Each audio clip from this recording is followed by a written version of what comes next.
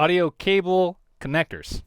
The major ones that you're going to find in a studio or in any kind of audio application are 1/4 inch TS, which stands for tip and sleeve. Those are separated by one black ring. TRS, which has 3 leads. That stands for tip, ring, sleeve. As a tip, black ring, a metal ring, followed by another black ring, and then the metal sleeve. And then XLR, that's going to be the circle one with the 3 dots in there. Again, 3 leads.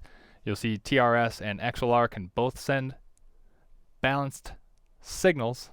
That's another topic we'll get into, but those are commonly used for that, as well as microphones.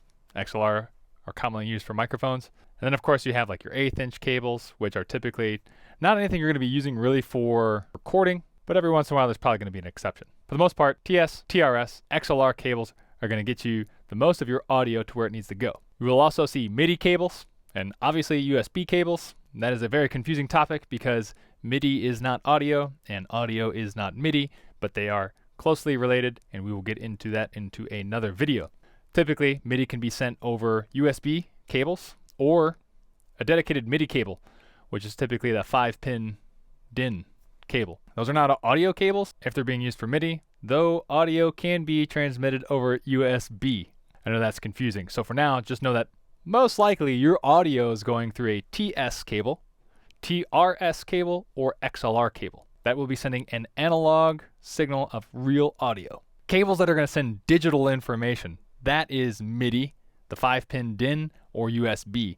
The USB can also send audio data. It's sending it digitally, not analog. So in that case, it's already been converted. Typically, you'll see like a USB cable going from an interface into a computer. That's because it's sending zeros and ones and not an electrical magnetic wave thing. Soon we are going to have to determine what is the difference between digital and analog.